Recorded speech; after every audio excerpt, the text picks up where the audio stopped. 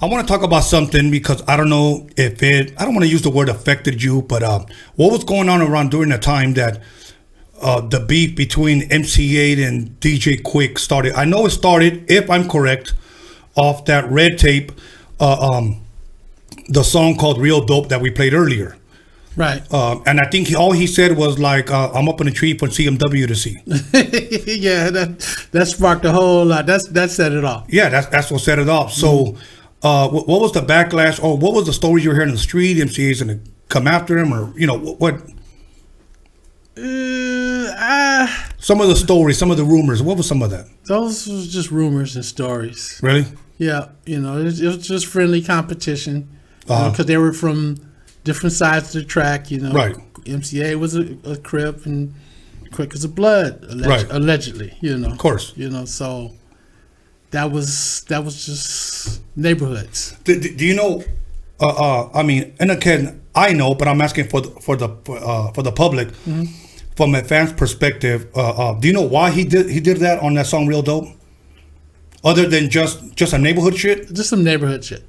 Okay. And it pretty much it just took off from there. It just took a stab at him, Okay. It's a rap thing, rap beef, right. know? Right. So now that tape, that song was on this tape that everybody refers to as the Red Tape.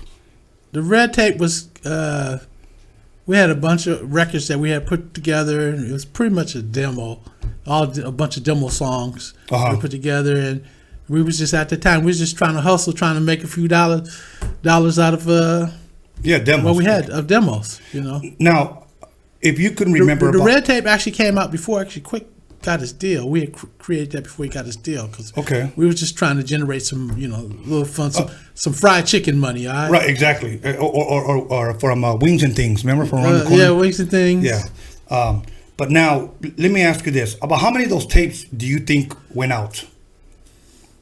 Maybe about 500. About 500. Because we kept re-upping. Back then we had the copy machines. Of course. And, of course. Now, Real Dope was on that. Was there anything else on that tape that was like gangbang in nature? Not really, because we were mostly, all our music was really based party songs. Right. Having a good time. Right. About how many songs do you think were on that Red Tape? If you can remember, at the most, at the least. Total songs, about 10, maybe 10 songs. Okay, about 10 songs. And who was on all those songs? Quik, Second, AMG, Crawford, High C, I mean. Okay, High C was on, so 4 of those guys. Mm-hmm.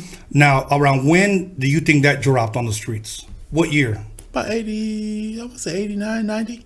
Okay. It was before Quik's first album came out. Quik's first album demo. Mm-hmm. It's funny because the first time that I heard that song, Real Dope, it was upstairs in your room when you guys had that 8-track, the 88. The black 688. 688, and we were still using that Tascam Porta 1 4-track. Right. When I saw that, I was like, "What the hell is that?"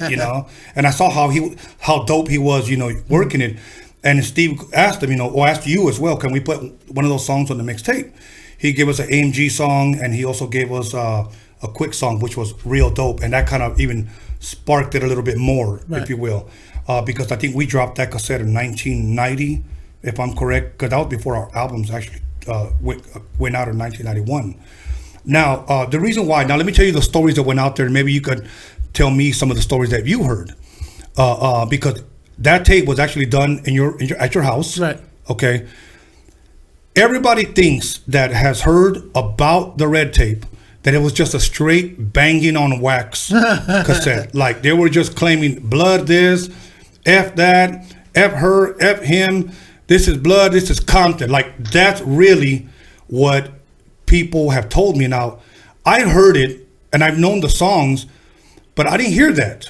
You know why it was called the Red Tape? Why is that? Because the tapes we bought was red. They were from a company, Tascam. Okay. Tascam they were the highest quality tapes, and they were all red.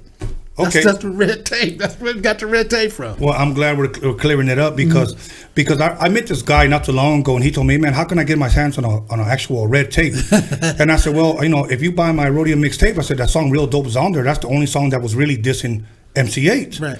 And he was like, "No, man, I heard there's got to be more. I heard they're like claiming Blood and Compton like I heard there's like straight gangbanging shit on there, and I was like, I'm gonna tell you this incredible thing.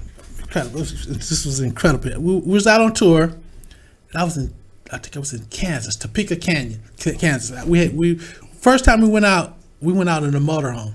Okay, say it a little bit louder because I need them to hear this. We went out in a motorhome, about a 39, 40-foot motorhome. So one morning I jumped in the motorhome, pull up to the gas station, gassing up the motorhome. This little kid rolls up to me. And he says, "I know you. You guys are from the Treetop Pyrus out there in Compton." Damn, like that? I was like, wow, how this little kid know about right, stuff right. like that? I was like, it kind of blew my mind. Like, wow, we're just really spreading the gang culture unknowingly. Unknowingly, yeah, yeah. And I think like what that kid said, that was their thoughts about that red tape. They think that that's what it all was, you know. And I'm not here trying to discredit anything, but I just think that tape grew so much stories out of it. And when I try to tell this guy this, he was like, "Are you sure you know?" And I was like, "They're all my friends, dude. I know, you know." Right. So, anyways, but I'm glad we cleared that up. Like you said, you guys were just trying to make some chicken money, right? You know. Now, the MCA DJ Quik thing,